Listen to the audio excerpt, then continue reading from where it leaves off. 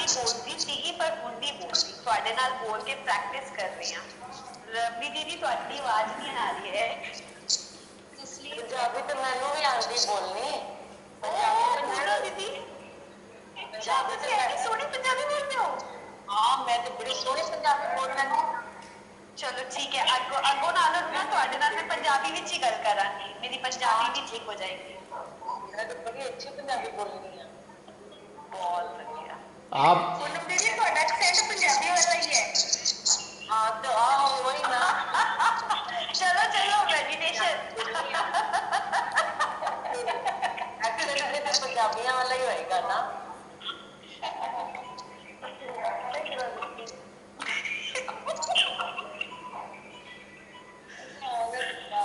हाँ जी, बताइए बताइए, बोलिए बोलिए। आप खो गए हो, मैं कब से कह रही हूँ आप खो गए, आप आ ही नहीं रहे। मैं तो आया हुआ हूँ, आई एम देयर। मैं वही चेक कर रही थी, मैंने कहा कहाँ चले गए, दिख ही नहीं। ये सब रिकॉर्ड हो रहा है, हिसाब से बोलिए। कहाँ चले गए थे आप भैया? मैं तो कहीं भी नहीं गया था। जो पंजाबी वाली बात भी रिकॉर्ड हो गई? हाँ सब हो गई। भैया को भी पंजाबी सिखानी है, तो ये बड़ी शुद्ध हिंदी बोलते हैं। आपकी पंजाबी सीखने के चक्कर में मेरी हिंदी खराब हो जाएगी पूरी।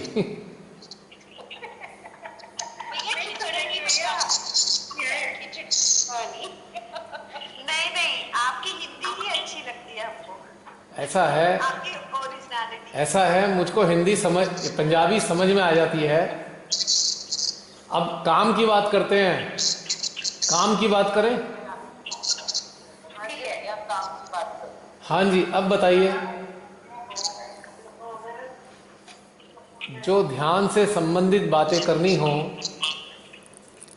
वो कीजिए। हाँ जी,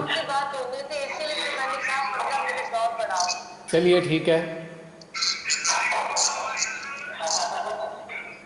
जी।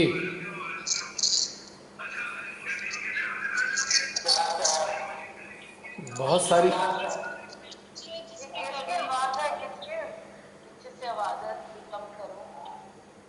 जी, बताइए, कुछ कहना चाहते हैं? भैया मेरा ना आजकल जब ध्यान करते गला थोड़ी देर बाद सूख जाता है। ये देखिए, ये देखिए, ये पानी रखना पड़ता है साथ में। कारण है, इसका कारण है, मैं वही बताना चाह रहा हूँ। जब हम ध्यानस्थ होते हैं, ध्यान से सुनिएगा मेरी बात, ध्यान से सुनिएगा बहुत। जब हम ध्यानस्थ होते हैं तो हमारे भीतर से, हमारे एक एक सेल से प्योर एनर्जी का रेडिएशन होता है, विकिरण होता है ऊर्जा का। और जब ये ऊर्जा चारों तरफ फैलती है तो इसका संघर्ष नकारात्मक ऊर्जा से होना प्रारंभ हो जाता है। This energy start fighting with negative elements, जिसके रिफ्लेक्सेस हमारे शरीर पर आते हैं, हमारे बायोलॉजिकल यूनिट पे आते हैं और हमारा जल कम होने लगता है। ठीक है, बहुत शोर आ रहा है। हाँ ठीक है, मैं सबको म्यूट कर रही हूँ, अभी बीच में कोई नहीं बोलेगा, सिर्फ आपकी आवाज आएगी। हाँ तो मैं बता रहा था, जिसको बोलना होगा वो ऑन कर देगा माइक।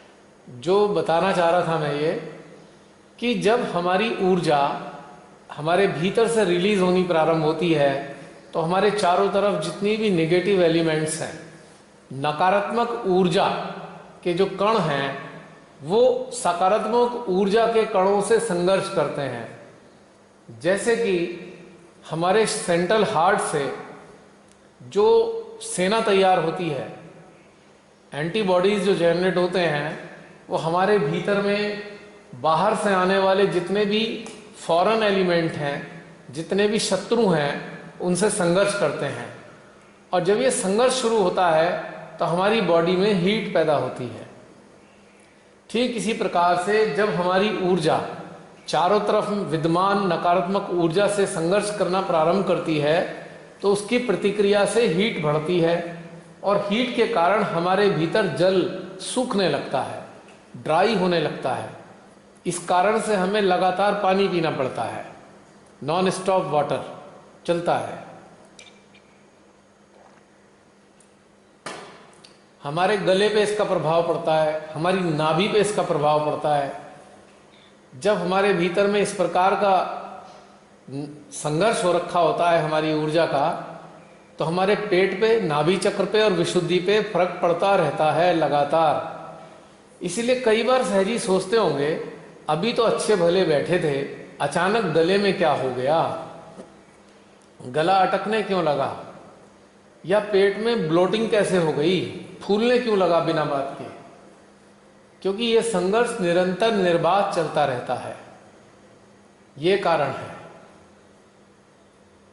आशा करता हूं आपको मेरी बात थोड़ी थोड़ी समझ में आ गई होगी।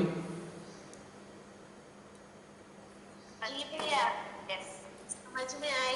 हाँ जी, हुआ था ऐसा हाँ जी, कुछ सेकंड के लिए और फिर थोड़ी देर बाद अपने आप ही वो ठीक होके गले में तरावट आ गई थी।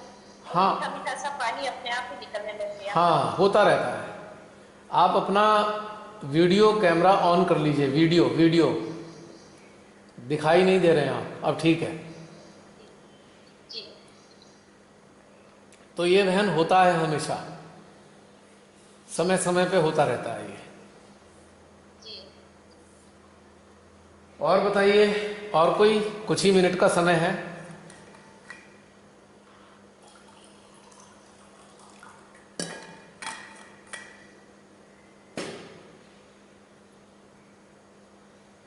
Anybody else? जय श्री माता जी। हाँ रेखा बहन, आप भी वीडियो कैमरा ऑन कर दीजिए अपना। हाँ जी, बताइए। जी बहन बताइए। रेखा बहन बोलिए। मैं एक चीज पूछना चाहती थी। हाँ जी, पूछो।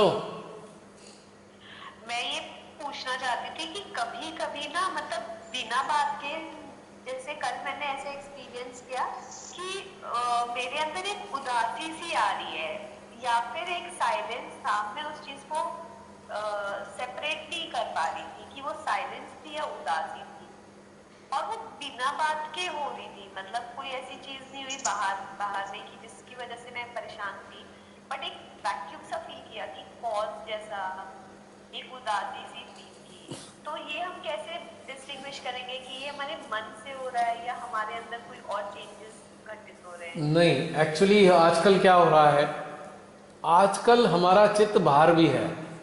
आजकल हम लोगों के बारे में सोच रहे हैं। बहुत से लोग भूखे मर रहे हैं, बहुत से लोग छटपटा रहे हैं जैसे कैद खाने में हो। तो जब हमारा चित्त पूरे एक समूह पर है, पूरे हिंदुस्तान पर है, ऐसे लोगों पर है, तो उनके जो प्रतिक्रियाएं हमारे हार्ट में रिफ्लेक्ट हो रही हैं, जो एक उदासी के रूप में है। ये उदासी जेन्यून है, चारों तरफ उदासी का ही तो वातावरण है। जो भी यंत्र हैं उनके अंदर ऐसी चीजें घटित हो रही होंगी और होती रहती हैं। कल मैंने अलग सा ही फील किया और मेरे अंदर ये था कि शायद बाकी लोग भी ऐसे ही फील कर रहे होंगे। तो फिर मुझे समझ नहीं आई और मैं इसी चीज के साथ मतलब ध्यान में बैठी सो गई। मैंने सोचा शायद हम लोग अभी डीप मेडिटेशन कर रहे हैं तो उसकी वजह से एक चेंज अंदर आ रहा है जो कि एक साइलेंस क्रिएट कर रहा है। मैं उस चीज को अलग नहीं कर पा रही थी, मतलब वो क्यों हो रहा है ऐसे। जब भी कभी हम आइडेंटिफाई ना कर पाएं कि हमारे अंदर उदासीनता या उदासी क्यों आ रही है, तो हम कुछ ना करें, केवल ध्यानस्थ हों और श्री माता जी से एक बार मन में कहें, हे श्री माता जी, जो भी दुखी हैं, जो भी सोल पीड़ित हैं, उन सब को अपना प्रेम व आनंद दीजिए, बस। या तो हम आइडेंटिफाई कर पाएं तो अपना चित्त डाल दें। जब हम कुछ भी नहीं कर पा रहे या हमें समझ ही नहीं आ रहा, तो एक सरल भाव में हम सीधी सीधी एक प्रार्थना श्री माता जी से कनेक्ट होके कर दें, क्योंकि हम यंत्र हैं। पूरे संसार के दुखों का, पूरे जो संसार की पीड़ाएं हैं, श्री माता यंत्रों के माध्यम से ही जाती हैं। हम लोग माध्यम हैं। पूरे के पूरे समाज की पीड़ा हमारे सिस्टम में आएगी और सिस्टम से श्री माता जी तक जाएगी, और श्री माता जी की जो प्रेम है वो हमारे सिस्टम में आएगा, हमारे चित्त के जरिए उन तक जाएगा। एक हम आवागमन का, उनके प्रेम का, उनकी ऊर्जा का आवागमन का हम मात्र एक माध्यम है, चैनल है खाली। तो जब कुछ भी समझ में ना आए तो हमें ये सब कर सकते हैं। Thank you. हाँ प्रियंका, कुछ कह रही हो? अच्छा, अच्छा लग रहा था, बहुत अच्छा ध्यान दिया। मजा आ रहा है? बहुत। कोई दिल विल तो नहीं टूटा किसी का? किसी का दिल विल तो नहीं टूट गया मेरी बातों से? आज एक और एक चीज हुई, जब मैं अपना काम कर रही थी तो ऐसे ही वो Zoom के क्वेश्चन रहा था चीज, और बाकी उनके इसीलिए इसको और ज्यादा हाईलाइट कर रहे हैं, क्योंकि जो अथॉरिटीज है ना उनसे बर्दाश्त नहीं हो रहा कि काम स्मूथली क्यों हो रहा है। जैसे एक कंट्री की इकोनॉमी, इंडस्ट्री बर्बाद कर दो और उसकी एजुकेशन को बर्बाद कर दो, उस कंट्री में कुछ रह नहीं जाएगा ग्रोथ के लिए। और एजुकेशन इसके माध्यम से इतनी अच्छे से हम इम्पैक्ट कर पा रहे हैं हर लेवल पे, जूनियर लेवल से लेके कॉलेज लेवल तक का। तो मुझे लगता है शायद इसकी वजह से जानबूझ के से कर रहे हैं कि ये बहुत बेकार आर्ट है और इसीलिए इसको बंद कर दो। मुझे ऐसे लगा कि एक साजिश है। अंदर से मेरे एकदम से ये आंसर आया। हालांकि मेरे पास इस तरीके का कोई भी थॉट या इंफॉर्मेशन इसके रिगार्डिंग नहीं थी। तो हमारे पास क्या होता है, हम लोग कोई ऐसे कॉन्फिडेंशियल नहीं, बट मैं ये कहना चाहती थी कई बार ऐसे आंसर्स आते हैं, तो ये वाला भी तो क्या हमारे अंदर आत्मा से ही आ रहा है ना कि वो हमें बता रही है। हमारी आत्मा, हमारी आत्मा हमें हर चीज के बारे में बताती है, संसारिक हो या आध्यात्मिक हो। एक आत्मा ही एक ऐसी चीज है जो दोनों चीजों के बारे में बताती है, संसार और ध्यान, तो परमात्मा। एकदम से ना ये वाला आंसर आया कि ये जानबूझ के इसको खराब करना चाहते हैं ताकि ये जो लोग इतना स्मूथली कर पढ़ रहे हैं वो ना हो पाए। मेरे अंदर से ये वाली चीज है। हमारे देश में कई प्रकार की साजिश चल रही है पिछले कई साल से, 5-6 साल से तो बहुत भयंकर साजिश चल रही है हमारे देश में, आप सभी जानते हैं। और कौन सी साजिश कहाँ से चल रही है, कहाँ तक चलेगी, हम नहीं जानते। हमें इसमें ज़्यादा उलझना नहीं, हमें तो सीधे सीधे अपनी अंतरात्मा में आना है और हमारी अंतरात्मा हमें क्या बता रही है हमें उसका पालन करना है। मैं तो जूम को भी श्री माता जी का गिफ्ट मान रहा हूँ कि हम लोगों को एक दूसरे से जोड़ने का उन्होंने एक चैनल दे दिया श्री माता जी ने, एक प्लेटफॉर्म मिला हमको ये ध्यान करने का भी। बिल्कुल क्लियर। लोग कहते हैं ये मीटिंग चुरा लेते हैं, मैं कहा ठीक है ये वाली मीटिंग चुरा लें, उन्हीं का कल्याण हो जाएगा। इस मीटिंग में चुरा के तो उन्हें फायदा ही होने वाला है। हमारे पास कॉन्फिडेंशियल तो है नहीं, मैं कह रहा हूं आज क्या कॉन्फिडेंशियल रह गया है आपको पता है? अगर हमारा आधार कार्ड है और वोटर कार्ड है और ये कोई भी आज कार्ड हमारे पास है तो हमारी प्राइवेसी है ही नहीं, हमारी कोई प्राइवेसी नहीं है। आप जानते हो? मुझे भी यही आंसर आ रहा था। ये आंसर आया भैया। और ये आधार कार्ड हर चीज से अटैच है। पिछले आपको एक बात और बता देता हूं, पिछले 5-6 साल में जितने भी गवर्नमेंट के ऐप हैं, जो भी गवर्नमेंट के ऐप हैं, वो सारे के सारे ऐप हमारी सारी सूचनाएं ऑलरेडी ले चुके हैं। हम पे छुपाने को कुछ नहीं बचा है। 6 साल पहले जो गवर्नमेंट थी वहां पे ये सब हरकतें नहीं होती थी। लेकिन आज तो जितने ऐप हैं वो सब के सब चोरी कर रहे हैं हमारा डाटा। तो भैया कर लो चोरी, हमें भी ले जाओ उठा के एक दिन यहां से, क्या झंझट में, हमें तो वहां भी चले जाएंगे, हम वहां भी यही काम करेंगे जो अब कर रहे हैं। ले जाओ भैया उठा के। हमको ले जाने में भी बकला होगा ना भैया। भाई डर किस बात का? सहजी की पहचान इसी चीज से होती है, उसके अंदर डर है या डर नहीं है। सीधी सरल सिद्धांत एकदम, एक सिंपल सिंगल लाइन आंसर है। सहजी का मतलब निडर, और डर है तो सहजी कहां। आई एम सॉरी टू से, जो भी मेरी बात ये सुनेंगे उनको बड़ा खराब लगेगा, पर ये सत्य है। हम शिमा एक ही बात सीखिए, या तो डर रहेगा या हृदय में श्री माता जी रहेंगे। हाँ, एक ही चीज रहेगी।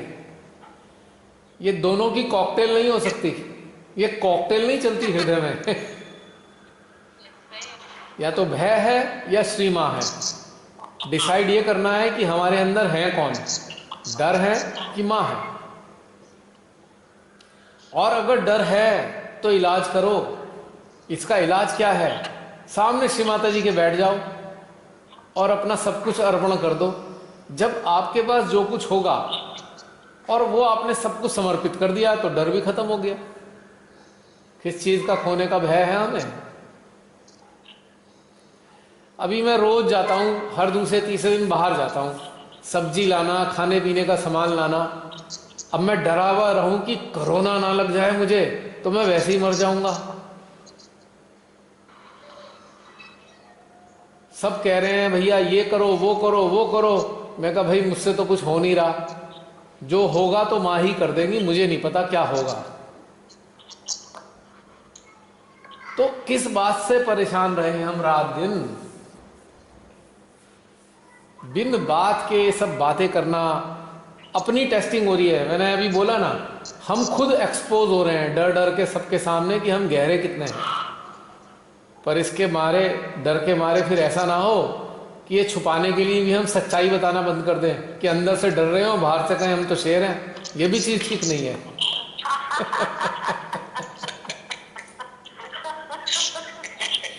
ये भी चीज ठीक नहीं है। जैसे मैंने अभी बताया था ना, हमारे बहुत से सहजी खिचड़ी परोसते हैं, तो ये बहुत घातक चीज है। आपके पास 10 चीजें हैं, अच्छी अच्छी चीजें बना के खिलाइए। दलिया, खिचड़ी, खीर, सब मीठा, डिजर्ट सब एक में डाल दिया। और जब हम खिचड़ी बना के खिला रहे हैं ना, तो ये बात पक्की है कि हमारे को बनाना नहीं आता। Point to be noted.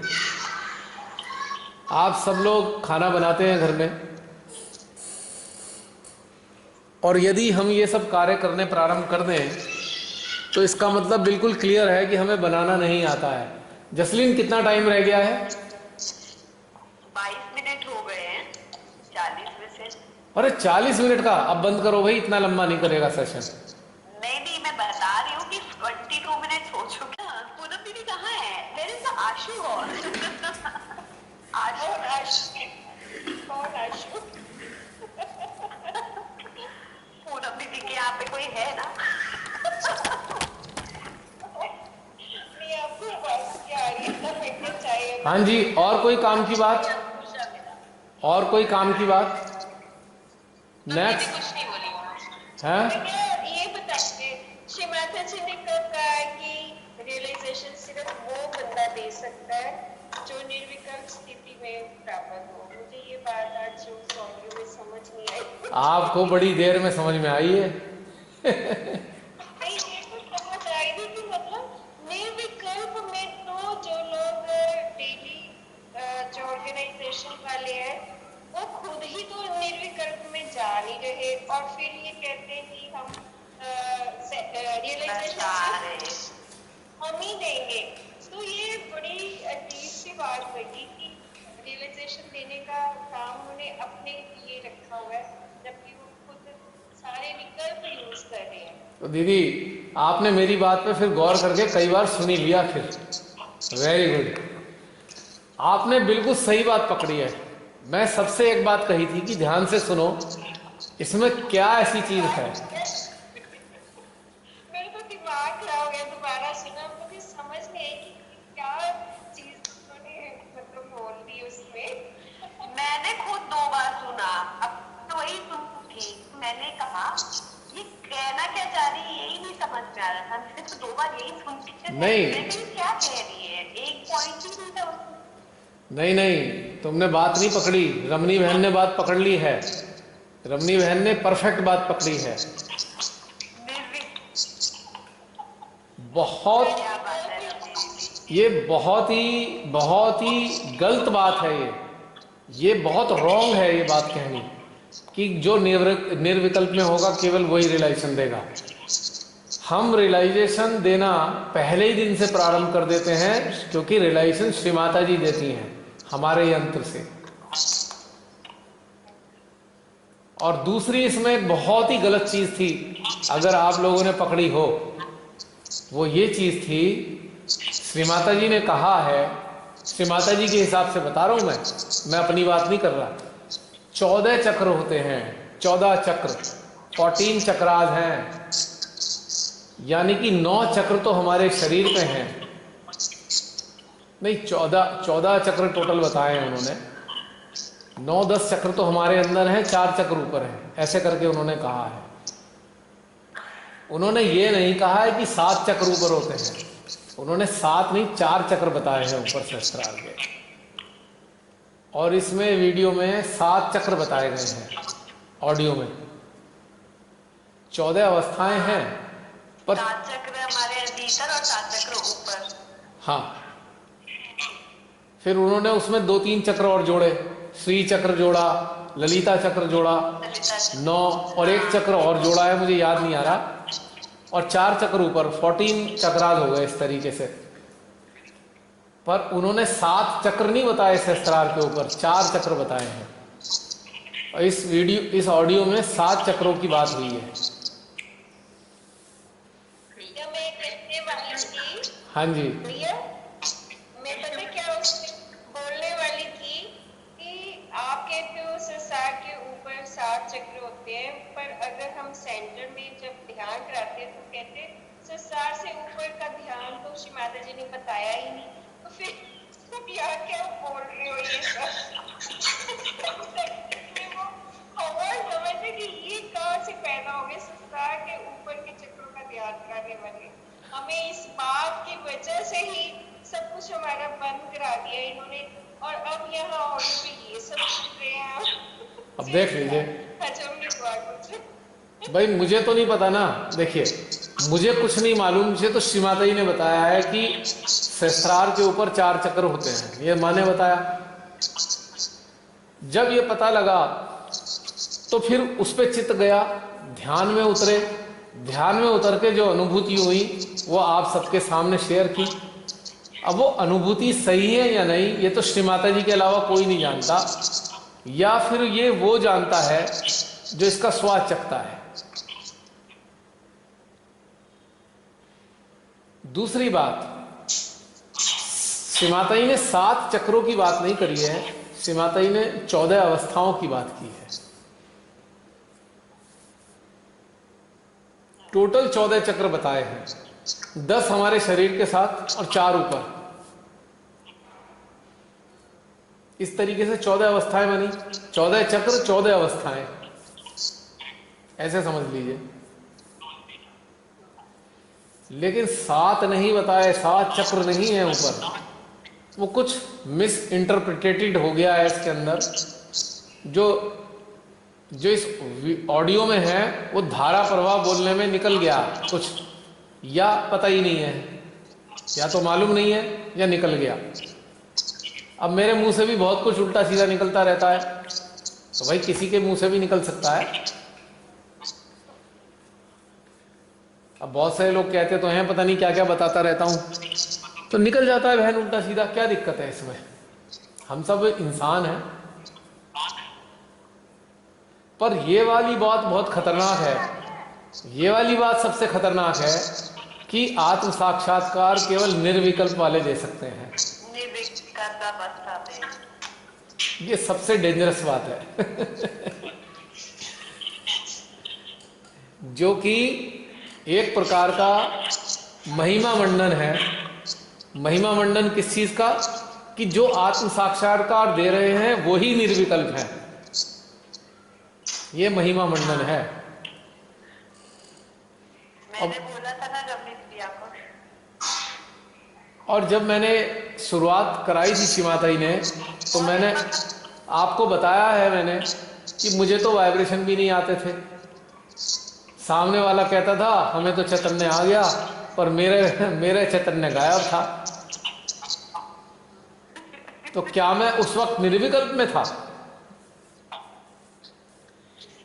क्या प्रारंभ में मैं निर्विकल्प में था कि मेरे माध्यम से आत्म साक्षात्कार हो गया? और मजे की बात है, मैं ही नील बटे नीलू, मुझे कुछ पता ही नहीं है चैतन्य का तो ये बात बहुत गलत है।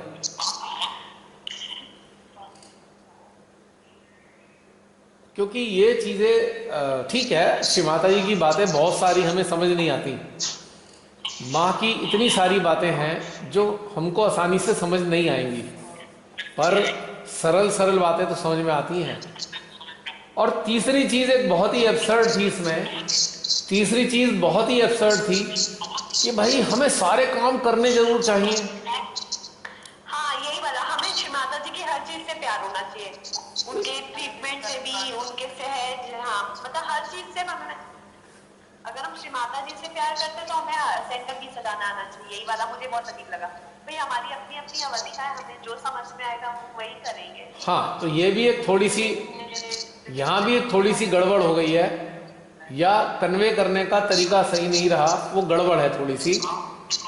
देखिए, अब हम कक्षा 1 में एडमिशन लेते हैं। पहली कक्षा पास करने के बाद दूसरे में जाते हैं, फिर तीसरे में जाते हैं, फिर चौथी में जाते हैं, फिर 5वीं में जाते हैं। ठीक है, हम गुजर के तो उसी से आए, पर ये थोड़ी है कि हम 10वीं करने के बाद भी हम फिर फर्स्ट क्लास में आके बैठ जाएं। This is absurd, it is all useless. आपको पता होना इसलिए चाहिए कि श्री माता जी ने बताया है, उसके जो टेक्निकल एस्पेक्ट हैं। कोई आपसे प्रश्न पूछे कि भाई आप ये क्यों कर रहे हो, तो आपके पास उसका आंसर होना चाहिए कि भाई इसलिए कर रहे हैं हम, और उसका अनुभव हमें हो।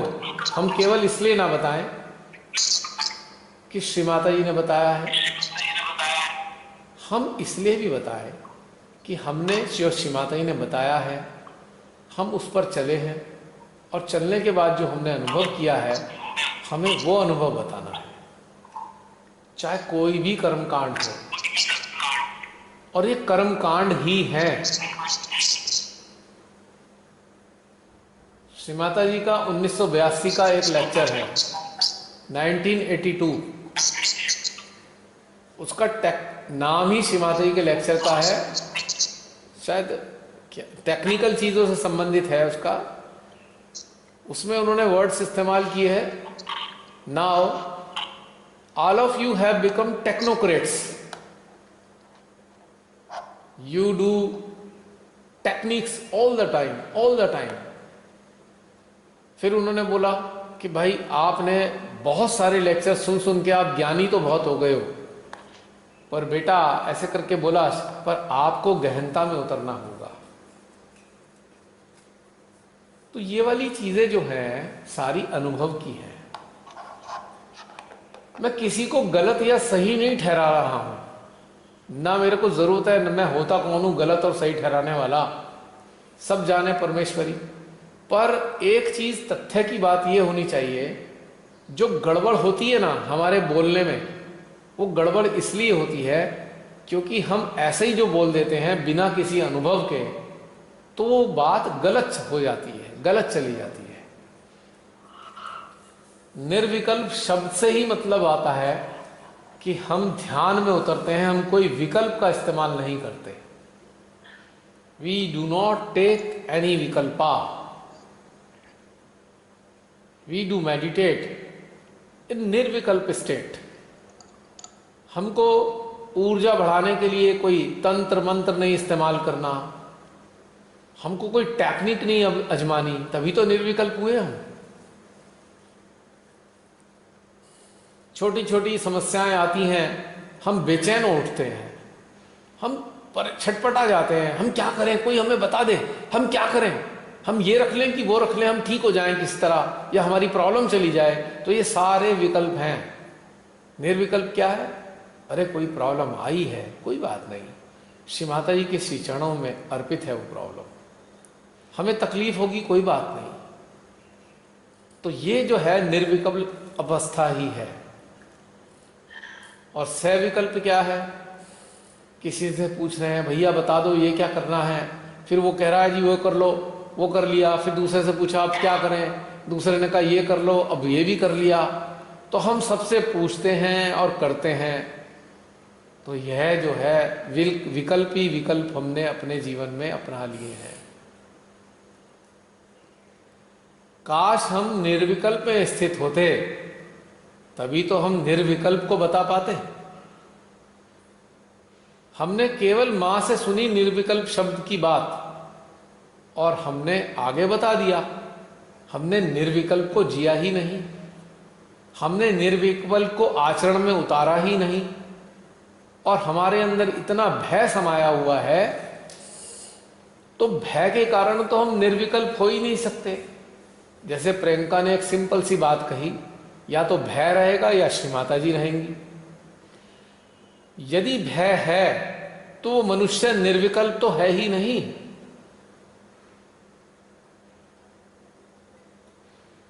और जो निर्विकल्प नहीं है, जो भयभीत है, वही तो इतनी सारी टेक्निक अजमा रहा है. तो टेक्निक कौन अजमा रहा है? जो भयभीत है, जिसका विश्वास नहीं है. और जिसका विश्वास है उसे ये सब टेक्निक अजमाने की जरूरत क्या है? वो तो सीधे सीधे हृदय में मां को महसूस कर रहा है ना. ये ठीक है, हम कहेंगे भाई ठीक है, मां पे अभी फेथ डेवलप नहीं हुआ, ये सत्य है बात, नहीं हुआ कोई बात नहीं, आने वाले समय में हो जाएगा. पर वो व्यक्ति अपने आप को निर्विकल्प नहीं कह सकता. हर हाल में अगर श्री माता जी ने हमें अपने श्री चरणों में स्थान दिया है, तो ये समझ लीजिए हर हाल में हमारे यंत्र से जो कार्य लेंगी, किसी को जागृति देंगी, तो केवल श्री माता जी देंगी, हम नहीं दे सकते जागृति. निर्विकल्प अवस्था वाला भी स्वयं की शक्ति से जागृति नहीं दे सकता. उसके अंदर जो शक्ति होगी वो भी मां की शक्ति है. और श्री माता जी ने साफ कहा है कि तुम मेरी सारी शक्तियां प्राप्त तो कर सकते हो, पर तुम आदि शक्ति नहीं बन सकते. और फिर उन्होंने कहा, आज तक मानव इतिहास में यह घटना घटी ही नहीं कि मानव आदि शक्ति बन गया हो. मानव आदि शक्ति बन गया हो, अभी तक ऐसा नहीं हुआ है. तो आप आदि शक्ति नहीं हो सकते, हाँ आदि शक्तियों की शक्तियां प्राप्त कर सकते हो. तो इसका मतलब आदि शक्ति के अलावा रियलाइजेशन कोई दे ही नहीं सकता, चाहे वो हमारे यंत्र को किसी भी तरीके से इस्तेमाल करें. और हम जब प्रारंभिक अवस्था में जुड़े थे श्री माता जी से, तो हमको तो कुछ भी नहीं आता था, कुछ अनुभव नहीं होता था, ना चैतन्य का पता था, कुछ समझ नहीं आता था. लेकिन हमारे यंत्र के माध्यम से श्री माता जी फिर भी हमको बहुत, हमारे यंत्र का इस्तेमाल करते हुए हजारों लोगों को रिलेशन देती थी श्री माता जी. तो यह बात जो है हमको समझनी है कि यहां पर कुछ चीजें तथ्य गलत हो गए हैं, जाने अनजाने में ये गलत हो गए हैं.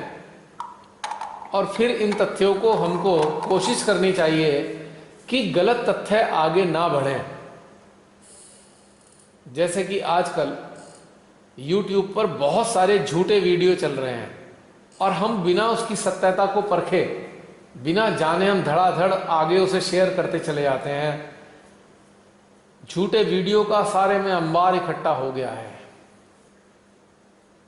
तो ये गलत मैसेज चला गया ना, लोगों की गलत सोचें पैदा होने लगी इन झूठे वीडियो के कारण। तो ठीक इसी प्रकार से यदि कोई तथ्य हमारी अंतर चेतना को ये लग रहा है कि गलत है, तो एटलीस्ट हमको उसे आगे नहीं बढ़ाना चाहिए, ये बात सुनिश्चित है। और हमको डिस्करेज करना चाहिए गलत बातों को, कोशिश करनी चाहिए कि हम डिस्करेज करें। अगर हमारे तक बात आई है तो हम उसको आगे गलत तरीके से उसे एज इट इज़ ना बढ़ाएं, पहले अपने सिस्टम पे परखें। यदि फिर भी हमारे सिस्टम को कुछ समझ में नहीं आ रहा तो श्री माता जी की वाणी को पढ़ लें, कहीं उनके किसी लेक्चर को कोशिश करें। निर्विकल्प के जो लेक्चर हैं श्री माता जी के, उन्हें पढ़ें कि निर्विकल्प के बारे में उन्होंने क्या क्या बताया हुआ है। जब तक हमें पूरा आश्वस्त ना हो तब तक हमें कुछ भी आगे नहीं बढ़ाना चाहिए।